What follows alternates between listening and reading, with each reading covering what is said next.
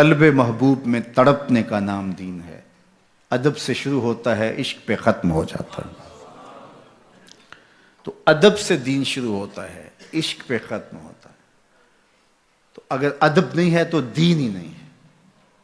آپ کو پتہ ہے کہ راجپال نے، نتھو رام نے اس زمانے میں کتنے لوگوں نے اہانت کی، تو پھر غازیان ملت نے کس طرح ان کا ڈٹ کے مقابلہ کیا۔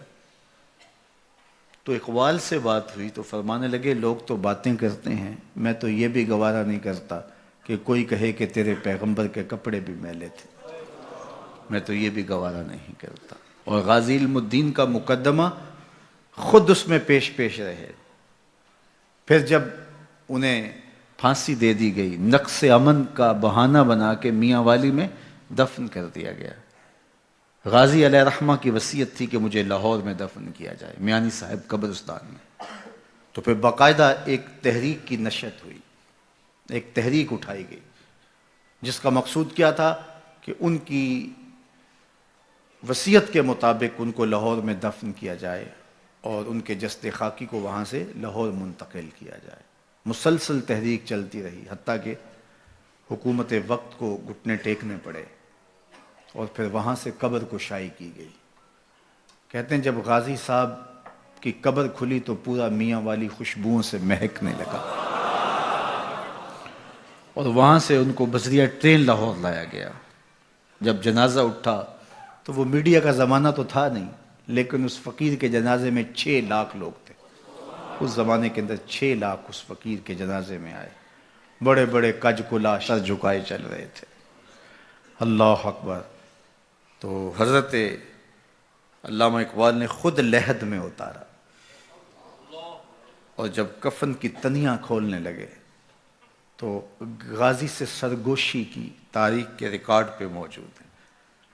علامہ اقبال نے کہا غازی علم الدین تیری وصیت کو ہم نے پورا کر دیا، جو ہم نے تیرے سے وعدہ کیا تھا وہ پورا کر دیا کہ تجھے لاہور میانی صاحب قبرستان میں دفن کیا جائے، ہم نے اپنا وعدہ پورا کر دیا۔ تو جو اقبال نے وعدہ کیا تھا وہ تو پورا ہو گیا، اب ایک کام میرا بھی کرنا ہے۔ یہ اقبال باتیں کر رہے ہیں لحد میں اترے ہوئے غازی علم الدین شہید سے۔ کہا تیرے سے جو وعدہ کیا تھا اقبال نے پورا کر دکھایا ہے، اور ایک وعدہ اقبال سے کرو اور وہ بھی پورا کرنا، جب لحد میں حضور آئیں تو اقبال کا سلام کہہ دینا۔ اور نم ناک آنکھوں سے قبر پر مٹی ڈالنے کے بعد جب اقبال واپس پلٹ رہے تھے تو ایسے ہاتھ مل رہے تھے، اور ساتھ یہ کہتے جاتے تھے لوگ کو اسی گلہ ہی کرتے رہ گئے تو ترکھانہ دا منڈا بازی لے گیا۔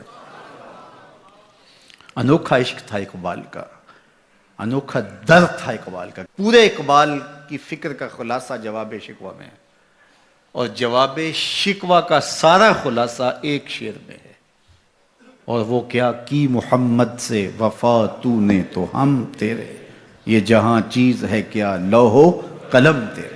حضور سے وفا کرو پھر قلم بھی تمہیں دے دیں گے، تختی بھی تمہیں دے دیں گے، جو لکھنا ہوا خود لکھ لینا، پھر تمہاری تقدیر کے فیصلے کہیں اور نہیں ہوں گے، بلکہ خدا بندے سے خود پوچھے گا بتا تیری رضا کیا ہے۔ تو اسی نام سے آرام جاں ہے، اسی نام سے نبض ہستی تپش آمادہ ہے، اسی نام سے بزم ہستی میں چراغاں ہے، اسی نام سے دل دھڑک رہے ہیں، اسی نام سے فلک نیلگوں کی تابانیاں اور تاروں کی رعنائیاں اور سورج اور چاند کی چمک ہے۔